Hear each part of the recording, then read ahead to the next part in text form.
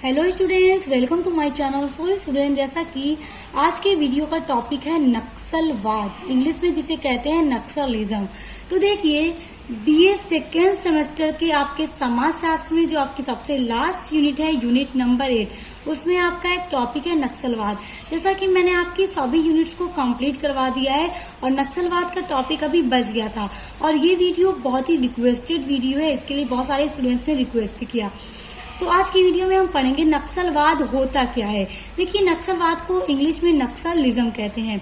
तो सबसे पहले समझ लीजिए कि 1967 के दशक में जमींदारों के द्वारा जो किसानों को पर शोषण किया जा रहा था, उसी शोषण को रोकने के लिए, उसी को अपने ऊपर से हटाने के लिए, वो जो जमींदार किसानों पे शोषण कर रहे थे, उसी शोषण से बचने के लिए, उनको दबाने के लिए ही एक आंदोलन चलाया गया था उनके विरोध में, और वही आंदोलन नक्सलवाद के नाम से फेमस हो गया था।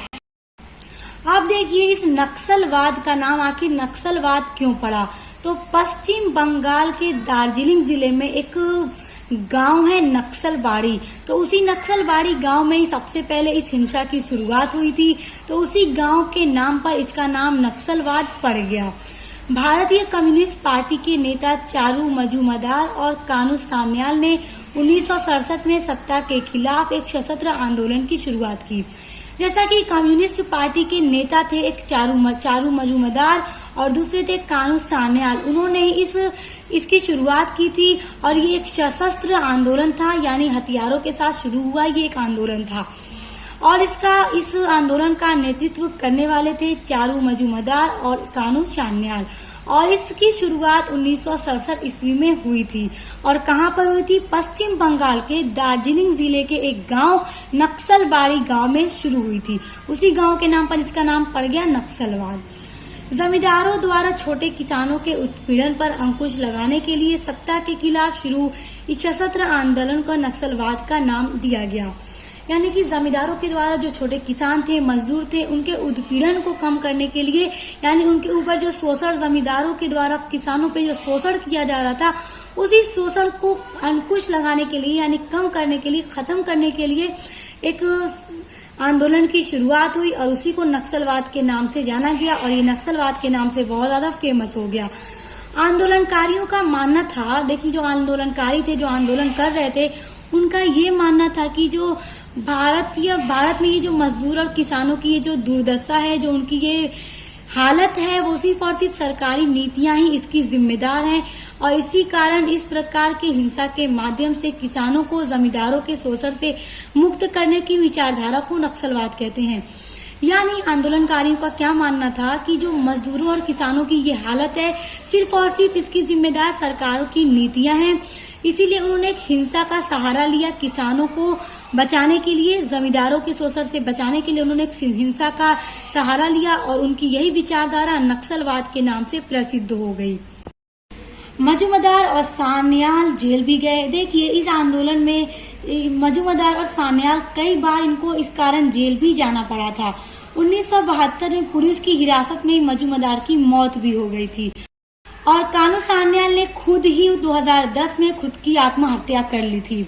उसके अलावा देखिए, भारत में 8 राज्य ऐसे हैं जो नक्सलवाद की समस्या से जूझ रहे हैं और ऐसे राज्य हैं जो नक्सलवाद से सबसे ज्यादा प्रभावित हुए हैं।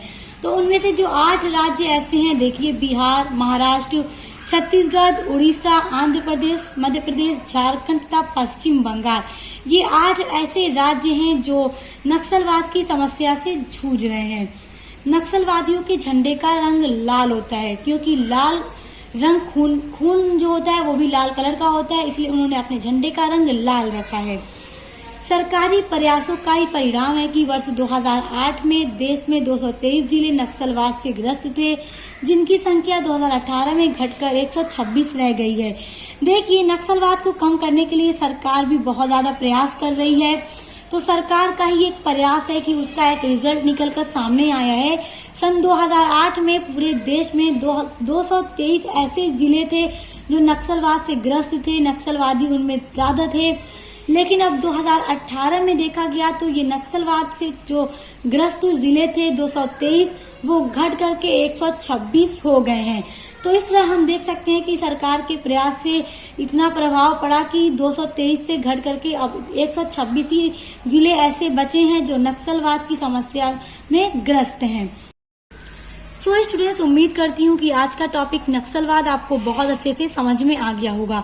तो अब आपके बीए थर्ड सेमेस्टर में जो आपका समाजशास्त्र है और जो आपका बीए थर्ड सेमेस्टर में आपका इंग्लिश लिटरेचर है, उन दोनों की क्लासेस भी मैंने स्टार्ट कर दी हैं और कई सारी यूनिट्स मैंने पूरी कंप्लीट करवा ली हैं। जिस तरह मैंने आपकी फर्स्ट एंड सेकेंड सेमेस्टर की भी पूरी क्लासेस कंप्लीट करवाई थी, उसी तरह मैंने थर्ड सेमेस्टर का भी स्टार्ट कर दिया है। तो उसको पढ़ने के लिए एक बार आप मेरे चैनल पर विजिट कीजिए। पसंद आए तो चैनल को सब्सक्राइब करके बेल आइकन को प्रेस कर लीजिए, ताकि आपको मेरे चैनल पर अपने बीए से रिलेटेड हर एक सब्जेक्ट की वीडियोस पढ़ने के लिए मिलती रहें। तो अब मिलते हैं नेक्स्ट वीडियो के साथ।